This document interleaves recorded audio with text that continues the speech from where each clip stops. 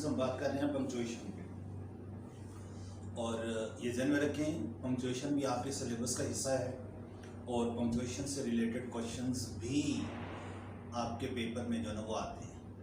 अभी last year जो paper हुआ उसके अंदर पंक्चुएशन के हवाले से भी मतलब सेंटेंसेस थे जिनको देखना था कि क्या उनकी पंक्चुएशन सही की हुई है कि नहीं की हुई, इस हवाले से भी देखना था। अच्छा देखें, ये पंक्चुएशन में डिटेल में जाने से पहले थोड़ा सा एक इंट्रोडक्शन, थोड़ी सी एक पॉइंट ये भी देखें कि ये जो पंक्चुएशन है, लफ्ज़ को समझें। लफ्ज़ लैटिन लैंग्वेज का लफ्ज़ है पंक्टन, ये लैटिन लफ्ज़ है ये जो है ना पंक्टन। इसका इंग्लिश में मीनिंग लिया जाता है पॉइंट, इंग्लिश में मीनिंग इसका लिया जाता है पॉइंट। तो अब इसका मतलब ये हुआ पंक्चुएशन का जो लफ्ज़ है, it is the use of points to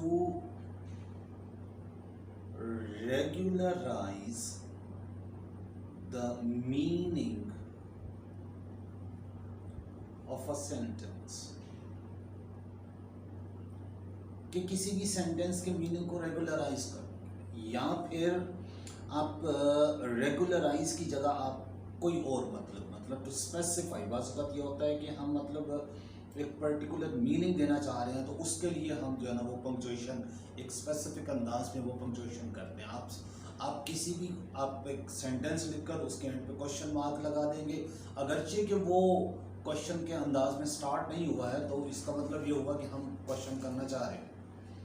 इसी तरह अगर आप वहाँ पर साइन ऑफ एक्सक्लेमेशन इस्तेमाल कर देंगे तो अगरचे कि वो सिंपल सा सेंटेंस है, लेकिन साइन ऑफ एक्सक्लेमेशन के लग जाने से उसके अंदर किसी किस्म की फीलिंग जो है ना वो शो होनी शुरू हो जाएगी।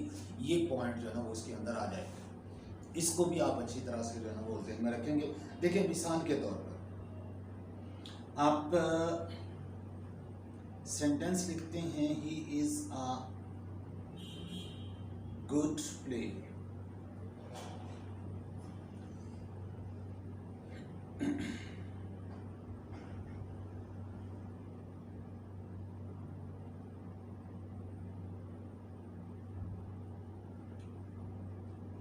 आपने सेंटेंस लिखा इज अ गुड प्लेयर। अब यहाँ पर आप देखें, अगर इसके एंड पे अगर आप क्वेश्चन मार्क लगा देते हैं तो he is a good player, क्या वो अच्छा खिलाड़ी?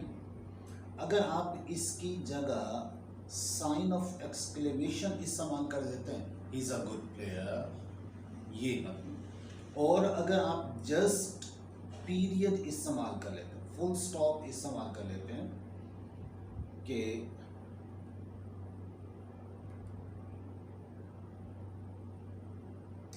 आप जस्ट फुल स्टॉप इस्तेमाल कर लेते हैं तो फिर एक जनरल इंफॉर्मेशन है कि he is a good player. तो बात असल में ये है, एक तो ये चीज़ कि हम मीनिंग्स, हम किसी भी सेंटेंस का मीनिंग डिटर्मिन कर रहे होते हैं उसकी पंक्चुएशन से डिटर्मिन कर रहे होते हैं। और अब आप ये देखें कि इस पंक्चुएशन के लिए हमारे पास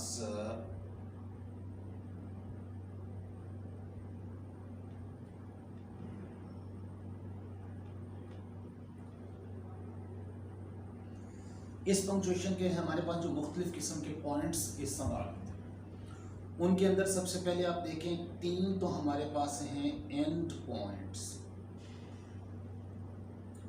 3 है हमारे पास एंड पॉइंट्स। उन एंड पॉइंट्स में हम एक को कहते हैं पीरियड, ये जो डॉट आप इस्तेमाल करते हैं ये, फिर आप कहते हैं क्वेश्चन मार्क,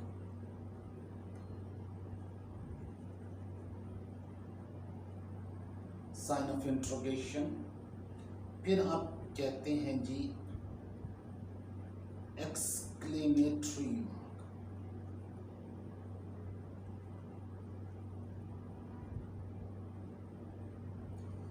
या साइन ऑफ एक्सक्लेमेशन। ये जो 3 पॉइंट्स हैं they are called end points. End points इनको इसलिए कहा जाता है कि normally they are used at the end of a sentence और at the end of an expression. किसी सेंटेंस के एंड पे, किसी एक्सप्रेशन के एंड पे इनको इस्तेमाल किया जाता है। इस वजह से इन्हें जो है वो मतलब एंड पॉइंट्स का नाम दिया जाता है इस वजह से कि they are used at the end of an expression और at the end of a sentence. अच्छा, अब हम इसमें सबसे पहले बात कर लेते हैं पीरियड के ऊपर, जिसको आम तौर पर हम इस कहते हैं जी फुल स्टॉप, या आप इसके लिए लफ्ज इस्तेमाल करते हैं डॉट। पीरियड का लफ्ज भी इस्तेमाल किया जाता है, फुल स्टॉप का लफ्ज भी इस्तेमाल किया जाता है, डॉट का लफ्ज भी जो है ना वो इस्तेमाल किया जाता है। ये सारा कुछ भी इसके अंदर जो है ना वो आता है। अच्छा, अब यहाँ पर आप ये देखेंगे पीरियड, फुल स्टॉप और डॉट, इसके कहाँ पे हम इसको इस्तेमाल करेंगे? हम इसको इस्तेमाल करेंगे eight the end of a sentence. अच्छा, आमतौर पर हम कह देते हैं eight the end of a sentence, लेकिन ये ज़हन में रखें हर सेंटेंस के एंड पे नहीं होता, हर सेंटेंस के एंड पे नहीं होता। Eight the end of a sentence which is not a direct question, किसी ऐसे सेंटेंस के एंड पे जो डायरेक्ट क्वेश्चन नहीं है, nor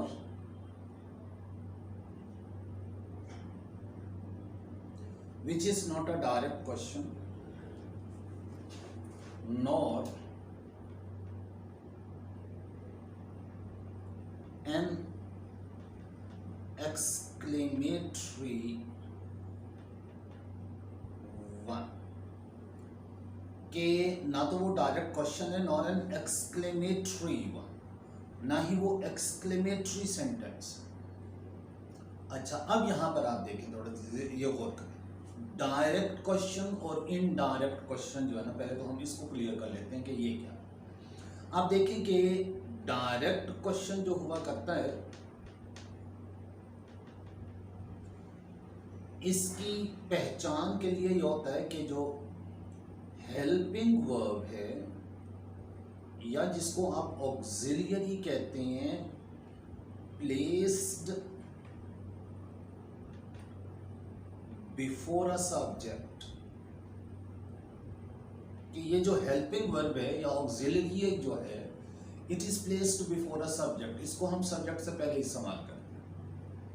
अब मिसाल के तौर पर बास स्टूडेंट्स के जहन के अंदर होता है कि ये जो डायरेक्ट क्वेश्चन है, इसके अंदर क्वेश्चन वर्ड, वो जो WH ग्रुप के वर्ड्स हैं, which, when, where, who, how, what वगैरह, इस किस्म के अल्फाज जो है ना वो इस्तेमाल किए जाएं, हो सकते हैं, लेकिन उनका होना ना होना ज़रूरी नहीं। असल जो ज़रूरी पॉइंट है डायरेक्ट क्वेश्चन के लिए वो यही है कि ये जो हेल्पिंग वर्ब है, it should be placed before the subject, कि जो सेंटेंस के अंदर जो सब्जेक्ट है। अब जैसे मिसाल के तौर पर आप कहते हैं आर यू प्लानिंग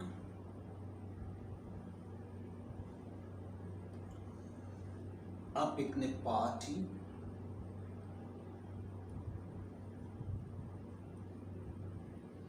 अब यहां पे गौर करें, हेल्पिंग वर्ब आर ये सब्जेक्ट से पहले इस्तेमाल, जब ये सब्जेक्ट से पहले आ गया, अब ये डायरेक्ट क्वेश्चन हो गया, और अब आप इसके एंड पे क्वेश्चन मार्क इस्तेमाल कर रहे हैं।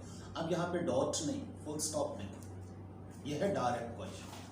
अच्छा, इसमें ये भी हो सकता, जितने भी मतलब हेल्पिंग वर्ब्स हैं, आप जानते हैं कि is, am, are, was, were, has, have, had, will, shall, may, might, can, could, would, should, ये तमाम के तमाम हेल्पिंग वर्ब्स जो है ना, ये यहाँ पे जो है ना वो हम मतलब इनका मीनिंग ले रहे हैं कि ये तमाम के जो हेल्पिंग वर्ब्स हैं, इनमें से कोई ना कोई होगा सब्जेक्ट से पहले, तो वो सेंटेंस को डायरेक्ट क्वेश्चन बना रहा होगा। असल पॉइंट जो है ना वो ये। अब यहाँ पर देखिए, यहाँ WH फैमिली का कोई वर्ड नहीं है, WH फैमिली का कोई वर्ड हो भी सकता है। जैसे मिसाल के तौर पर आप ये कहते हैं कि why have they visited our company, why have they visited our company, कि क्यों कंपनी विजिट की है। अब यहां पर आप देखो, ये वाई की वजह से डायरेक्ट क्वेश्चन नहीं बन रहा, डायरेक्ट क्वेश्चन बन रहा है ये इस हैव की वजह से कि ये इस सब्जेक्ट से पहले ये हेल्पिंग वर्ब आ गया हुआ है, तो इस कॉम्बिनेशन की वजह से ये जो है ना डायरेक्ट क्वेश्चन बन रहा है। अब इसकी वजह से इसके एंड पे हम क्वेश्चन मार्क भी इस्तेमाल करेंगे।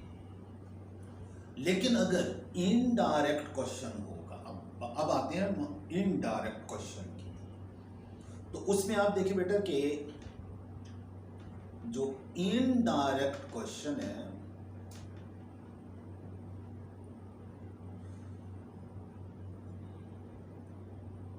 contains interrogative sense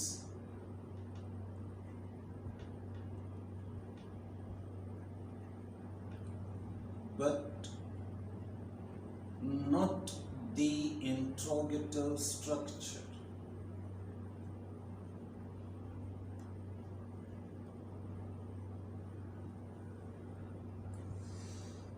Indirect question contains interrogative sense but not the interrogative structure. कि ये जो इनडायरेक्ट क्वेश्चन है उसके अंदर इंट्रोगेटिव सेंस तो होती है, क्वेश्चन वाली सेंस मीनिंग तो होता है, लेकिन इंट्रोगेटिव स्ट्रक्चर नहीं होता। और वो इंट्रोगेटिव स्ट्रक्चर वही है जो अभी हमने बात की डायरेक्ट क्वेश्चन के हवाले से, कि जहाँ पे हेल्पिंग वर्ब सब्जेक्ट से पहले आया होगा वो उसको डायरेक्ट क्वेश्चन बना रहा होगा, ये उसका इंट्रोगेटिव स्ट्रक्चर है, इंट्रोगेटिव स्ट्रक्चर है। तो ऐसा नहीं होगा। अब जैसे मिसाल के तौर पर, जैसे आपने मैटर के अंदर नरेशन की, डायरेक्ट एंड इनडायरेक्ट किए, आप ये देखिए मैटर के अंदर आपने नरेशन की, डायरेक्ट एंड इनडायरेक्ट किए, सेंटेंसेस की प्रैक्टिस की।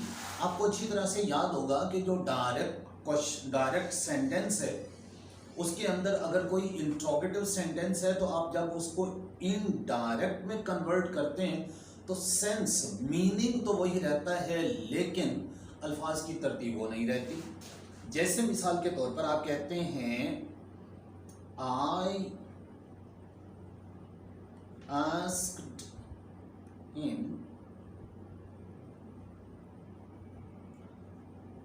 Why did you not attend the class yesterday.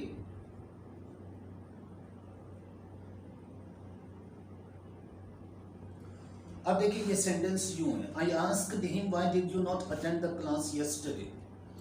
Direct question है, आप देख रहे हैं कि ये helping verb did subject you से पहले आया है और उसके बाद आपने वर्ब की डिड की वजह से फर्स्ट फॉर्म भी इस्तेमाल की, अगरचे के टेंस पास्ट इंडेफिनिट टेंस है, लेकिन हेल्पिंग वर्ब डिड की वजह से आपने फर्स्ट फॉर्म भी इस्तेमाल की और हेल्पिंग वर्ब को आपने सब्जेक्ट से पहले इस्तेमाल किया। डायरेक्ट क्वेश्चन बना, एंड पे क्वेश्चन मार्क भी है। लेकिन जब आप इसको इनडायरेक्ट में कन्वर्ट करते हैं, आप लिखते हैं I asked him why he had not attended the class the previous day. अब यूं लिख, अब आप गौर करें why he had not attended, कि उसने क्लास अटेंड क्यों नहीं की थी। बात तो अब भी वही है, क्वेश्चन वाली सेंस तो क्वेश्चन वाली है, लेकिन अल्फाज की तरतीब क्वेश्चन वाली नहीं है। अब इसको कहेंगे इनडायरेक्ट क्वेश्चन। ये जो चीज है ये इनडायरेक्ट क्वेश्चन।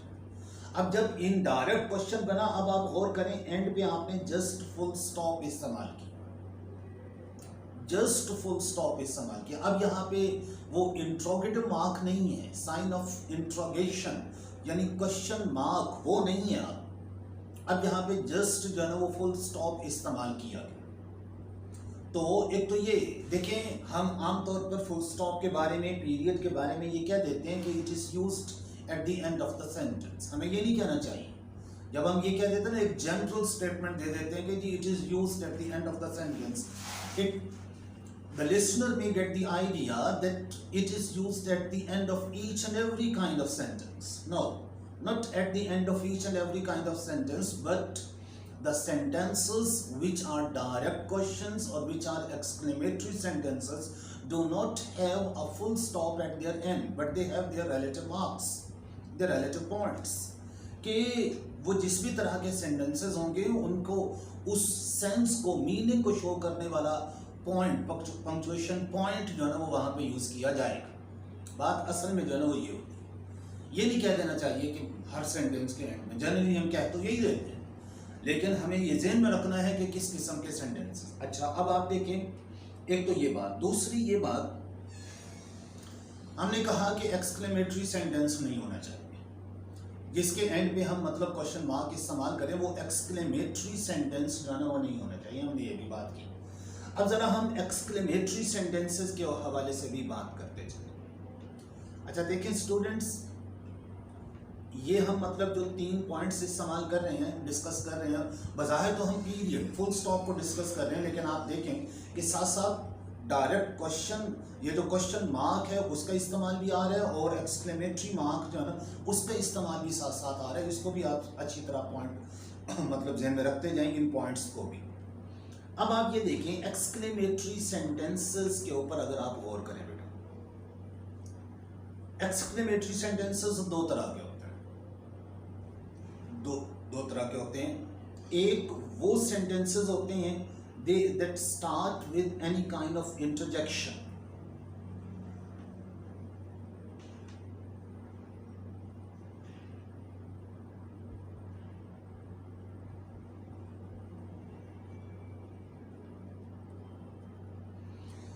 कि कुछ तो ऐसे होते हैं जो किसी न किसी इंटरजेक्शन से शुरू होते हैं। अब इंटरजेक्शंस जो है ना वो क्या हैं, जैसे मिसाल के तौर पर आप ये जो एक्सप्रेशंस इस्तेमाल करते हैं, ओह, इसके बाद आप साइन ऑफ एक्सक्लेमेशन इस्तेमाल करते हैं। आप कहते हैं आउच, इसके बाद आप साइन ऑफ एक्सक्लेमेशन इस्तेमाल करते हैं। आप इस्तेमाल करते हैं वाओ, इसके बाद आप साइन ऑफ एक्सक्लेमेशन इस्तेमाल करते हैं। आप इस्तेमाल करते हैं आह, आप इस्तेमाल करते हैं आहा। अब ये तमाम के तमाम इंटरजेक्शंस है, all of them, all of these are interjections, ये सब के सब इंटरजेक्शंस है। और भी बहुत सारे इस तरह की एक्सप्रेशंस आती हैं, और भी बहुत, ओफ, तो इस तरह की जितनी भी मतलब एक्सप्रेशंस आती है, ये तमाम के तमाम जो है ना इंटरजेक्शंस है। कुछ तो एक्सक्लेमेटरी सेंटेंसेस ऐसे होते हैं जो इस किस्म के किसी न किसी मतलब टाइप ऑफ इंटरजेक्शन से स्टार्ट हो रहे होते हैं। अच्छा, उनके अंदर आप ये देखें, गौर करें, जैसे अभी हमने यहाँ पर ये चंद एक इंटरजेक्शंस लिखे हैं, इंटरजेक्शन के फौरन बाद हम साइन ऑफ एक्सक्लेमेशन लगाएं।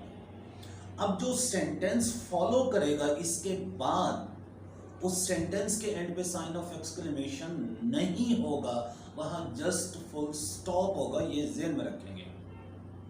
फिर सुन लें कि जिस एक्सक्लेमेटरी सेंटेंस के स्टार्ट में कोई ना कोई इंटरजेक्शन, तो साइन ऑफ एक्सक्लेमेशन उस इंटरजेक्शन के फौरन बाद इस्तेमाल करेंगे, और उससे आगे जो सेंटेंस होगा उस सेंटेंस के एंड पे just period, just full stop, कोई एक्सक्लेमेटरी मार्क नहीं।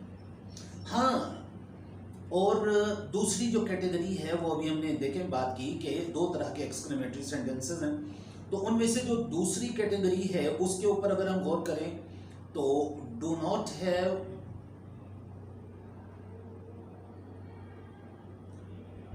Any interjection,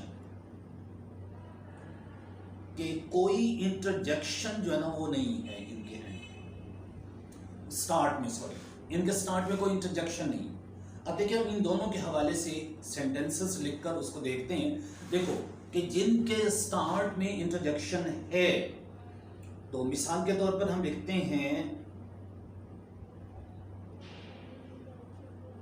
unless interjection,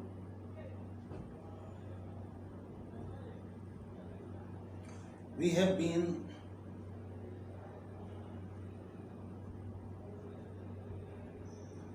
deprived of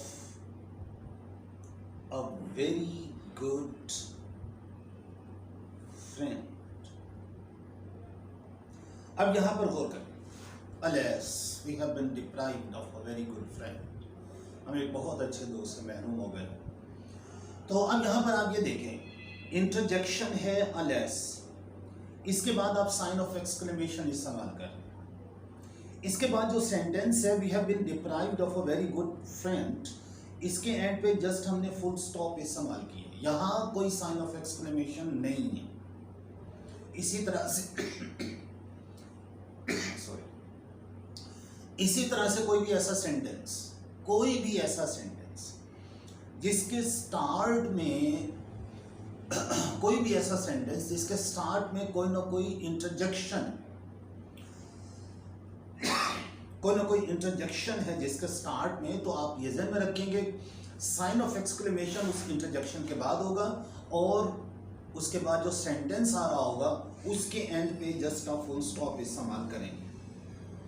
अच्छा, फिर आप देखें वो सेंटेंसेस जिनके स्टार्ट में कोई इंटरजेक्शन नहीं होता लेकिन एक्सक्लेमेटरी सेंटेंस होते हैं, आमतौर पर वो स्टार्ट होते हैं हाउ या व्हाट की एक्सप्रेशन के साथ, हाउ या व्हाट की एक्सप्रेशन के साथ शुरू होते हैं।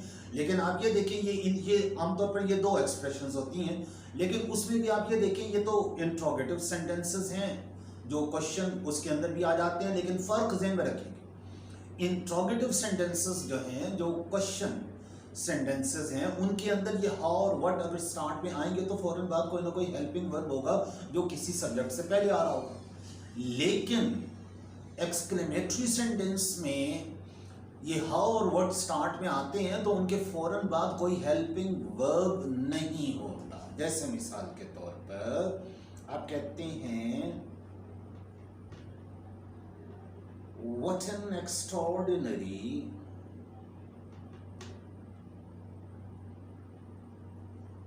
Performance by a mere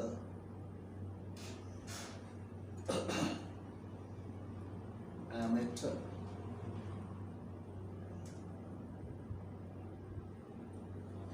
What an extraordinary performance by a mere amateur.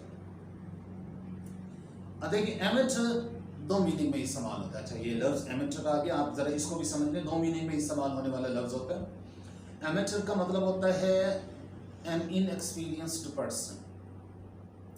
Amateur का मतलब होता है non professional artist. non professional player हो, non professional artist हो, उसको amateur कहा जाता है। जो non professional है, जो मतलब ऐसा एज ए प्रोफेशन जिसने ज्वाइन नहीं किया होगा उस गेम को या उस मतलब फन को जो उसके अंदर है, तो उसको उसने एज ए प्रोफेशन अडॉप्ट नहीं किया होगा। मिसाल के तौर पर सिंगर है कोई, वो अपने शौक से गाता है लेकिन उसने as a means of earning उसको अडॉप्ट नहीं किया होगा, उसको कहेंगे एमेचर सिंगर। इसी तरह से कोई क्रिकेटर है, सपोज उसने क्रिकेट को as profession as a means of earning adopt नहीं किया होगा, जस्ट फॉर हिज इंटरेस्ट, अपनी शौक की खातिर उसको अडॉप्ट किया होगा। He is an amateur player, उसको एमेचर प्लेयर का नाम दिया जाता है। तो एमेचर का एक मतलब ये होता है, और एमेचर का दूसरा मीनिंग होता है इनएक्सपीरियंस्ड, ना तजुर्बाकार। एमेचर का इनएक्सपीरियंस भी एक मतलब जो है ना वो लिया जाता है।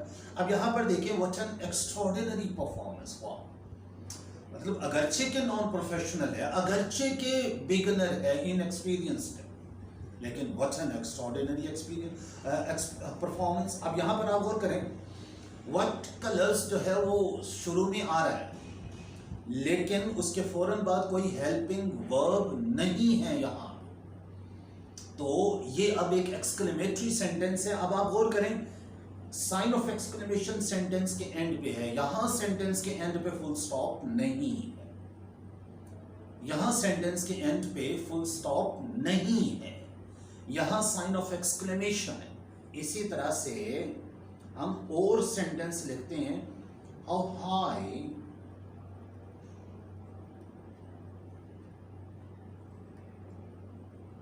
that mountain was,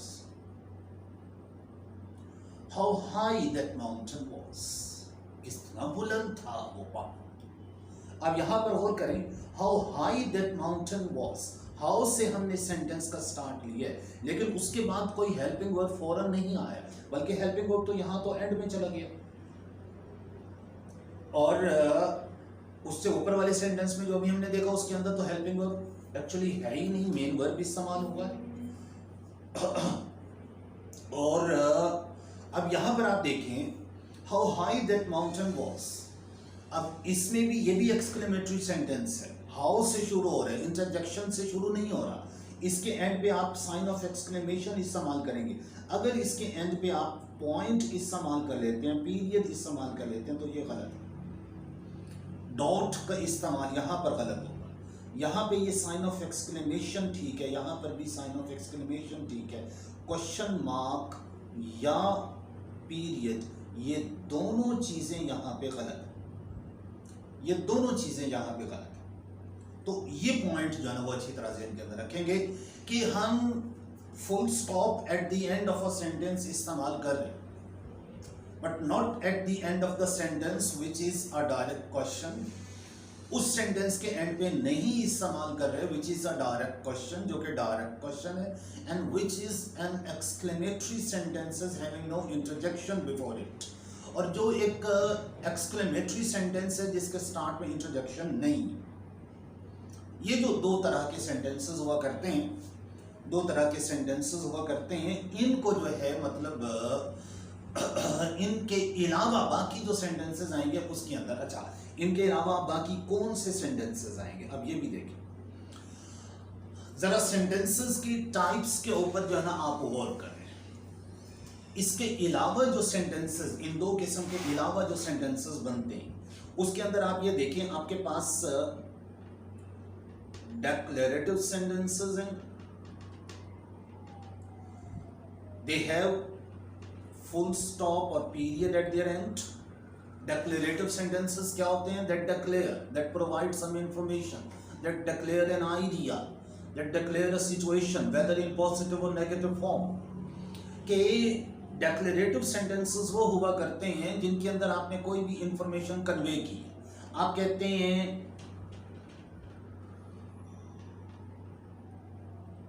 my brother is studying abroad। अब आप ये देखें my brother is studying abroad, आपने एक इंफॉर्मेशन कन्वे की और ये पॉजिटिव है। आप ये कहते हैं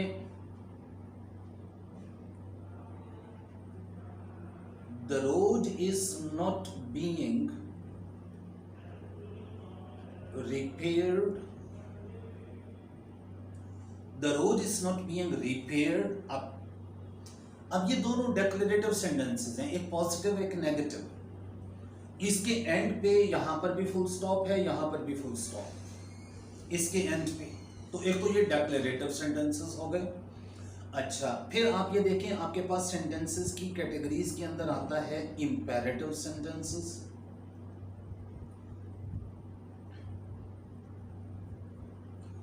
इंपेरेटिव सेंटेंसेस, अब इंपेरेटिव सेंटेंसेस किस तरह के सेंटेंसेस हैं? Imperative, the sentences in which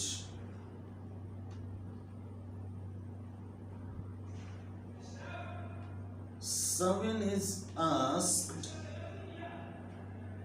to do or not to do an action.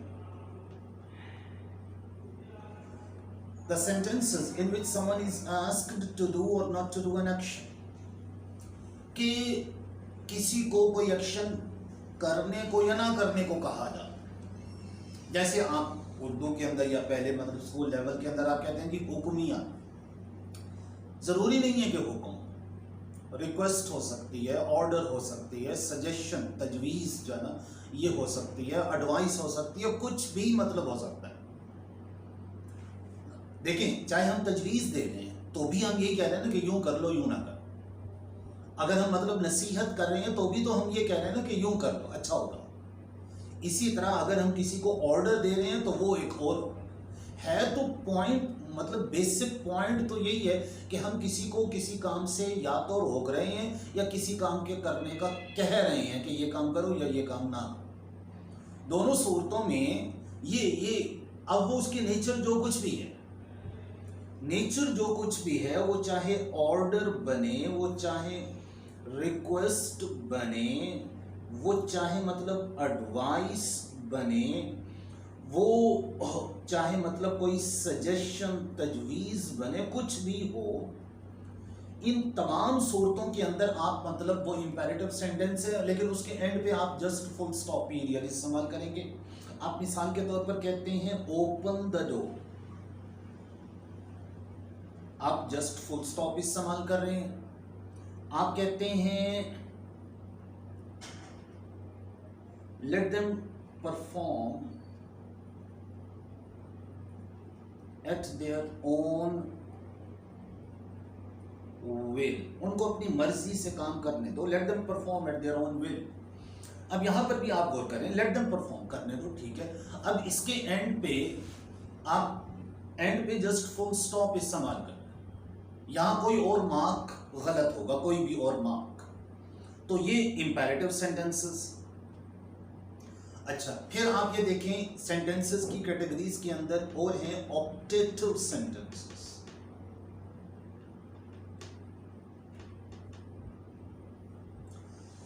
Sentences की कैटेगरीज के अंदर ये एक और है जिसको कहा जाता है ऑप्टेटिव सेंटेंसेस। अब ये ऑप्टेटिव सेंटेंसेस आप ये देखें कि the sentences that express some wish और prayer, the sentences that express some wish और प्रेयर, कि ये वो सेंटेंसेस हैं जिनके जरिए हम कोई विश, कोई ख्वाहिश या कोई दुआ, अब जैसे मिसाल के तौर पर हम कहते हैं may you never face any difficulty in your life. अब यहां पर आप देखें दुआ है, प्रेयर है, may you never face any difficulty in your life, sign of exclamation नहीं, just a period, full stop. इस सेंटेंस, ये ऑपरेटिव सेंटेंस कहलाता है। इसी तरह अगर किसी सेंटेंस के अंदर कोई विश या, अच्छा ये प्रेयर की हमने बात की, प्रेयर के मतलब हम दुआ पॉजिटिव सेंस में दे रहे हैं, even if it is a curse, बद्दुआ है, even if it is a curse, बद्दुआ है। अगर सपोज, पहले तो देनी नहीं चाहिए, लेकिन अगर किसी सेंटेंस में सपोज एक्सप्रेस हो भी गई है तो भी it has a period eight the and, not a question mark, not an exclamatory mark. Exclamatory mark भी नहीं होगा और क्वेश्चन मार्क भी नहीं होगा, जस्ट फुल स्टॉप होगा। ये चीज़ अच्छी तरह से जो है ना वो ध्यान में रखेंगे। इसी तरह से फिर आप ये देखें कि अच्छा, इसके अलावा जो सेंटेंसेस की कैटेगरीज बनती है वो भी हम डिस्कस कर चुके हैं। एक्सक्लेमेटरी सेंटेंस है और इंट्रोगेटिव सेंटेंस है, उनको भी हम डिस्कस कर चुके हैं कि इंट्रोगेटिव सेंटेंसेस के अंदर जो डायरेक्ट इंट्रोगेटिव है उनके एंड पे तो हम मतलब क्वेश्चन मार्क इस्तेमाल करते हैं, और जो इनडायरेक्ट इंट्रोगेटिव है उनके एंड पे हम फुल स्टॉप इस्तेमाल करते हैं। और एक्सक्लेमेटरी सेंटेंसेस को भी हम डिस्कस कर चुके हैं, जिसके अंदर ये बात सामने आई कि जो एक्सक्लेमेटरी सेंटेंसेस जो हैं वो किसी न किसी इंटरजेक्शन से स्टार्ट हो रहे हैं, तो वहाँ इंटरजेक्शन के बाद साइन ऑफ एक्सक्लेमेशन होगा, and the sentence that follows an interjection is followed by a full stop or period। कि जो सेंटेंस किसी इंटरजेक्शन के बाद आ रहा है उस सेंटेंस के बाद एक पीरियड यानी फुल स्टॉप इस्तेमाल करें, और जो सेंटेंस किसी इंटरजेक्शन से स्टार्ट नहीं हो रहा, हाउ व्हाट की एक्सप्रेशन से स्टार्ट हो रहा है, वहां पे उसके एंड पे साइन ऑफ एक्सक्लेमेशन इस्तेमाल किया जाएगा। तो ये पॉइंट्स, अब ये 3 एंड पॉइंट्स थे, ये 3 जो है ना वो एंड पॉइंट्स थे। अच्छा, फिर अब आप देखें मजीद नेक्स्ट हम पॉइंट की तरफ आते हैं, पोस्ट ये मतलब पंक्चुएशन में, उसमें आप देखिए हमारे पास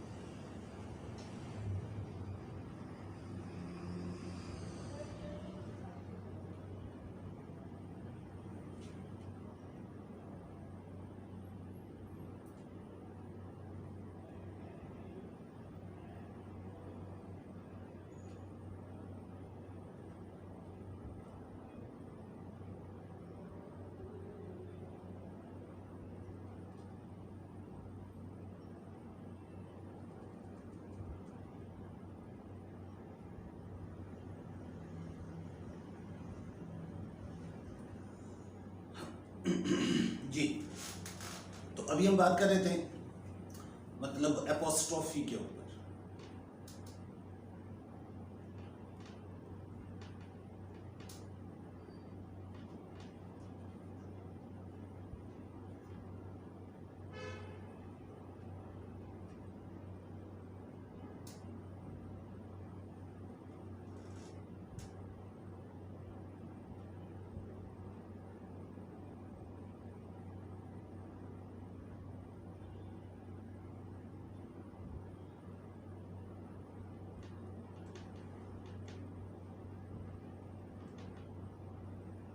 एपोस्ट्रोफी के ऊपर हमने बात करी। आप जानते हैं ये जो एपोस्ट्रोफी है, इसका जो साइन है, कोई एक वर्ड है और उसके ऊपर कोने में आप ये जो कॉमा सा लगाते हैं,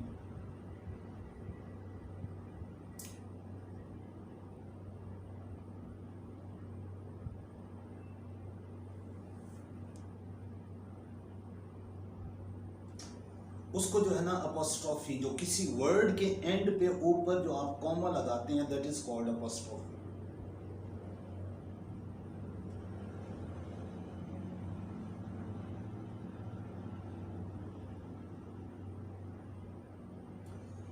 इसको जो है ना अपोस्ट्रोफी कहा जाता है। अपोस्ट्रोफी का इस्तेमाल देखें, आमतौर पर हम अपोस्ट्रोफी इस्तेमाल करते हैं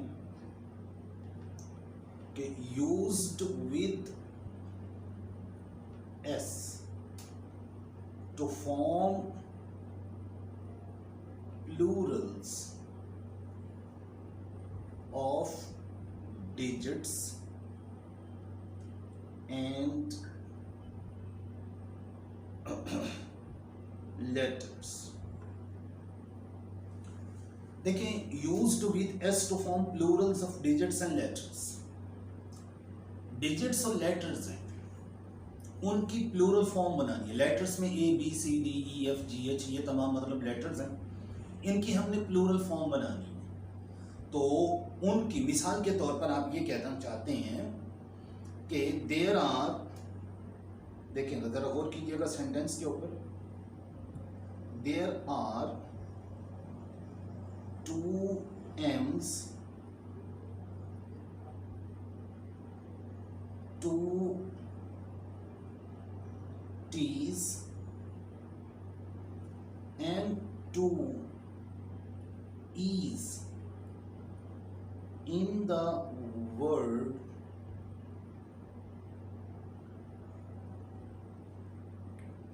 committee।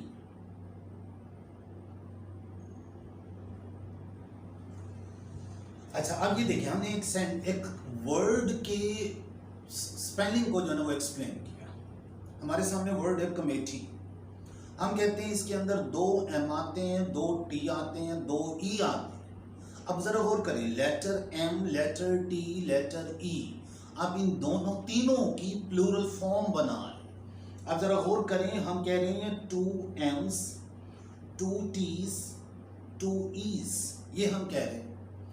M T और E की हम प्लूरल फॉर्म बना रहे हैं, लेटर्स की हम प्लूरल फॉर्म बना रहे हैं, तो इनकी प्लूरल फॉर्म बनाने का अंदाज है अपोस्ट्रोफी S लेटर्स की। इसी तरह मिसाल के तौर पर आप देखें, इंग्लिश के अंदर एक ईडियम के तौर पर इस्तेमाल होने वाली एक्सप्रेशन है to dot the eyes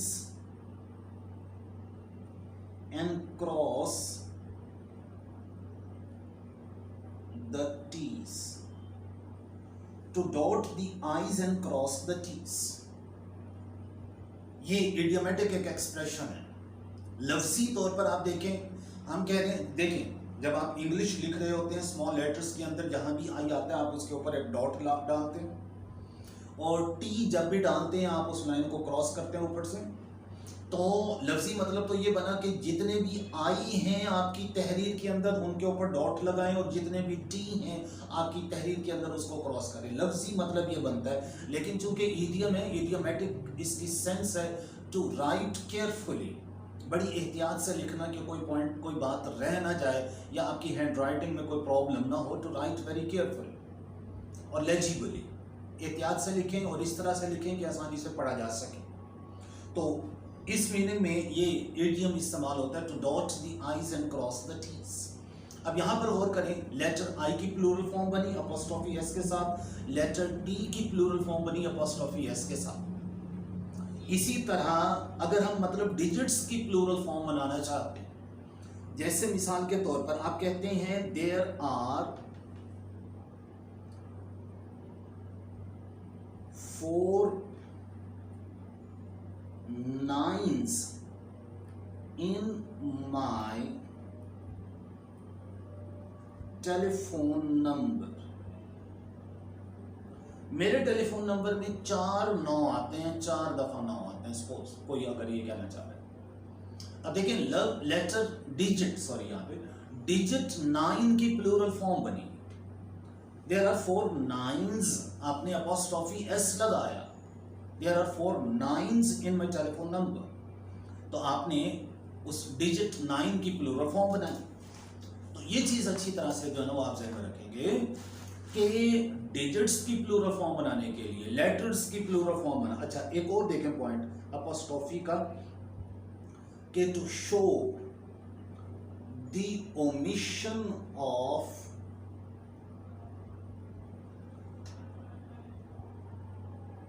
letters and digits,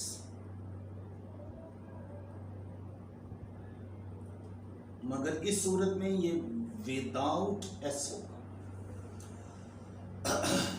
letters और डिजिट्स की प्लूरल फॉर्म बनानी हो तो अपॉस्ट्रोफी के बाद एस होगा। अगर ओमिशन, ओमिशन का मतलब आप जानते हैं खारिज कर देना, निकाल देना, छोड़ देना। लेटर्स और डिजिट्स की ओमिशन को हम शो करना चाह रहे हैं तो फिर जस्ट अपॉस्ट्रोफी आएगा। अब जैसे मिसाल के तौर पर ये लेटर्स या डिजिट्स की ओमिशन जो है ना वो कैसे होगी। अब मिसाल के तौर पर लेटर्स की ओमिशन के ऊपर आप बात करते हैं। लेटर्स की ओमिशन के हवाले से आप देखें, मिसाल के तौर पर आपके पास लफ्ज है ओवर, पोएट्री के अंदर कहीं इसको आप इस्तेमाल करते हैं OV अपॉस्ट्रोफी R। दरमियान में आप ये देखें लेटर E को ओमिट किया गया, लेटर E की ओमिशन हुई, जहां से लेटर की ओमिशन हुई ऊपर अपॉस्ट्रोफी आ गया उसकी जगह। इसी तरह इट इज की एक्सप्रेशन है, इनको कंबाइन करके आप बनाते हैं टीज। आप जरा गौर करें, ये जो पहला आई है, इट का जो आई है वो ओमिट हुआ है, उसकी जगह आप अपॉस्ट्रोफी लगाएंगे टीज, टीज हो जाएगा। जैसे मिसाल के तौर पर आपका वो जो लेसन है आई हैव अ ड्रीम, तो आई हैव अ ड्रीम के अंदर वो माई कंट्री के हवाले से जो सॉन्ग है उसके ऊपर गौर करें, वो कहते हैं टिज ऑफ दी, टिज ऑफ दी, वहां पे वो बोलता है। अब यहां जरा गौर करें, वो टिज ऑफ दी को टिज जो लिखा गया है वो पहले अपॉस्ट्रोफी आई है फिर TIS आया, तो वो टिज में जो इट इज था वो आई की ओमिशन हुई है और वहां पर जो है ना ये अपॉस्ट्रोफी इस्तेमाल हो गई। एक तो ये चीज। अच्छा फिर ओमिशन का एक और अंदाज है कॉन्ट्रैक्शन। मिसाल के तौर पर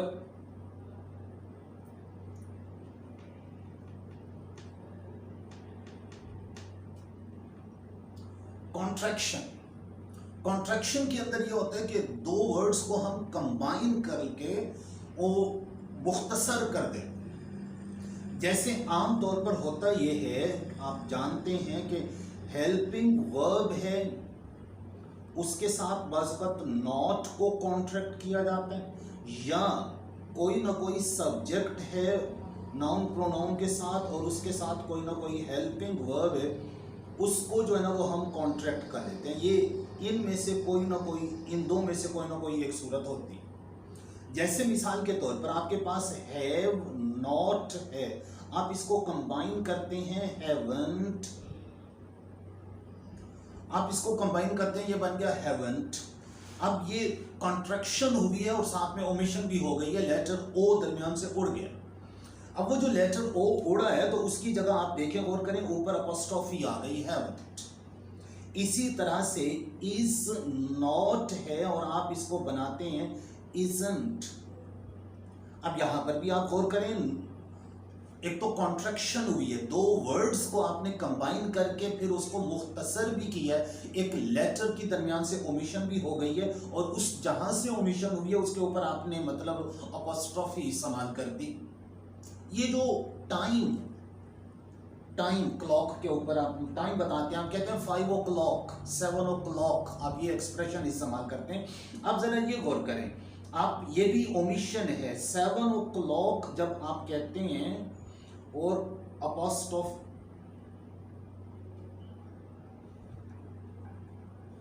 अपॉस्ट्रोफी और फिर आगे क्लॉक, असल में है 7 of clock.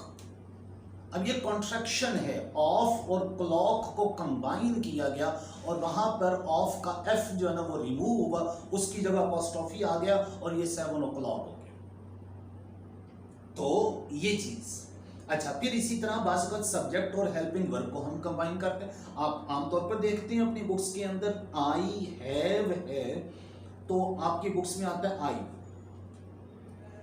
I apostrophe we, दो वर्ड्स हैं, कंबाइन भी हो गए, कॉन्ट्रैक्टेड यानी सुकड़ भी गए, कॉन्ट्रैक्शन भी हो गए, इसको कॉन्ट्रैक्शन कहा जाता है। अब ये देखिए इनके अंदर लेटर्स की ओमिशन हो रही है, लेकिन जहां जहां से लेटर्स की ओमिशन हो रही है वहां वहां आप अपॉस्ट्रोफी इस्तेमाल कर रहे हैं, ये भी गौर करें अच्छी तरह से, वहां वहां उसके ऊपर अपॉस्ट्रोफी आप इस्तेमाल कर रहे हैं। अच्छा, इसी तरह डिजिट्स की अगर ओमिशन हो, डिजिट्स की ओमिशन हो तो वहां पर भी अपॉस्ट्रोफी इस्तेमाल की जाती, डिजिट्स की ओमिशन के अंदर। ये अगरचे पॉइंट कम आता है, लेकिन बहरहाल है आजकल अगरचे इसका इस्तेमाल भी कम, बहुत कम ना होने के बराबर हो गया, बल्कि खत्म हो गया तकरीबन, लेकिन बहरहाल एक पॉइंट है। जैसे मिसाल ये आमतौर पर इस्तेमाल करते हैं कि डेट्स डालने के अंदर आप ये देखें, ईयर जो है वो आमतौर पर 4 डिजिट्स में होता है। आप लिखते हैं 1980, आज मिसाल के तौर पर 2020। अब क्या है, ईयर जो है वो 4 डिजिट्स में है, इसके जो फर्स्ट 2 डिजिट्स हैं दे आर समटाइम्स रिमूव्ड, बल्कि normally in most of the cases we remove the first 2 digits and use the last 2 digits in year. We just say 20, we just say 80 मिसाल के तौर पर। अच्छा, अब देखिए यहां पर आप गौर करें, हमने अगर 80 लिखना है, हम 19 2 डिजिट्स रिमूव कर रहे हैं, तो हम ये अपॉस्ट्रोफी लगाकर और फिर लिखेंगे 80।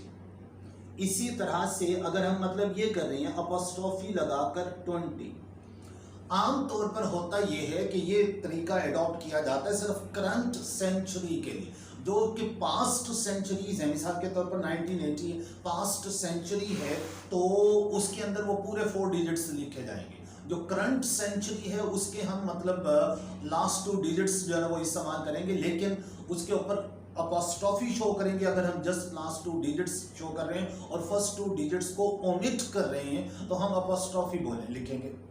लेकिन मॉडर्न जो इंग्लिश आ रही है उसके अंदर ये जो डिजिट्स की ओमिशन के लिए अपॉस्ट्रोफी है वो इस्तेमाल नहीं हो रहा, हम जस्ट 20 लिख देते हैं, इन 20s, इन 80s। अब उसके अंदर जो 80s और 20s, अच्छा उसके अंदर ये भी देखिए बाज़ वक़्त ये भी होता है कि ये 80s और 20s डिजिट्स की प्लूरल फॉर्म भी है, उसमें भी अपॉस्ट्रोफी और ऐसा आना चाहिए, लेकिन हम नहीं लगाते। लेकिन अगर कभी ये मॉडर्न ट्रेंड है और आप अपने पेपर के अंदर इसको जो इस वक्त करंट सिचुएशन है इसके हवाले से वो वही ध्यान में रखेंगे, डिजिट्स की ओमिशन और प्लूरल फॉर्म के हवाले से, तो उसको ही ध्यान में रखेंगे। ज्यादातर वैसे आमतौर पर पॉइंट्स आते हैं आपकी बुक के हवाले से, बुक के अंदर जो पंक्चुएशन पॉइंट्स आए हुए हैं उनके हवाले से होते हैं। अच्छा, एक तो ये बात। अच्छा, अब आप ये देखें एपोस्ट्रोफी का ये इस्तेमाल, लेकिन एपोस्ट्रोफी का एक और इस्तेमाल भी है जहां पे हम एपोस्ट्रोफी को इस्तेमाल करते हैं टू शो पोजेशन,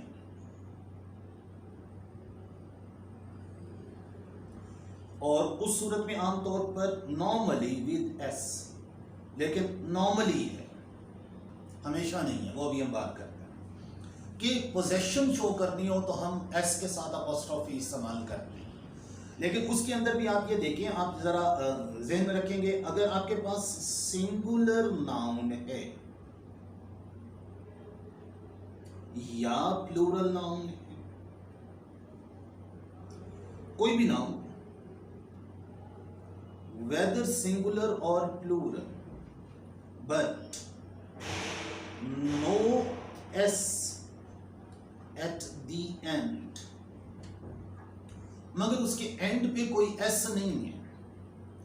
कोई भी नाउन सिंगुलर है, प्लूरल है, लेकिन एंड पे कोई एस नहीं है, उसकी आपने पोजेशन शो करनी है तो आप उस नाउन के बाद अपोस्ट्रोफी और फिर फर्दर एस लगाएंगे। मतलब एस मौजूद होना चाहिए और उससे पहले आपको अपोस्ट्रोफी जो है ना वो यूज करना है। जैसे मिसाल के तौर पर अब देखिए इसकी एग्जांपल्स के अंदर हम जाते हैं। आप कहते हैं असलम्स परफॉर्मेंस। अब और करें असलम्स परफॉर्मेंस आपने की।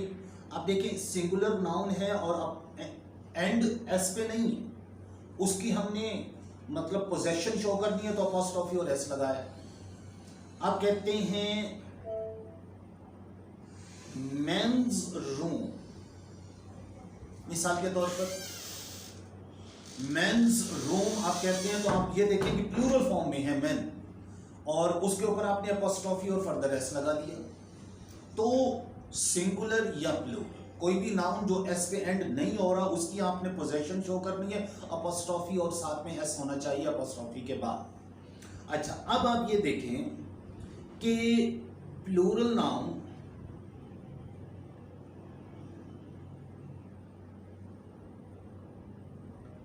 लास्ट लेटर इज एस, इस सूरत में पोजेशन शो करनी हो, कोई भी प्लूरल नाउन है और लास्ट लेटर जो है ना वो एस, मिसाल के तौर पर अब यहां पर गौर करें, plural noun and last letter is S. जैसे मिसाल के तौर पर आप कहते हैं बॉयज प्लूरल, तो इसके बाद आप अपोस्ट्रोफी लगाएंगे, जो फर्दर एस होगा वो नहीं लगाएंगे। इसी तरह से गर्ल्स प्लूरल फॉर्म में है, इसके बाद आप अपोस्ट्रोफी लगाएंगे, फर्दर एस गलत होगा, अगर लगा हुआ होगा तो गलत।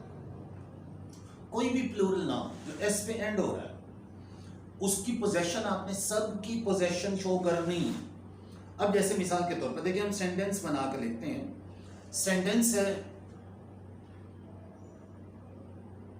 कि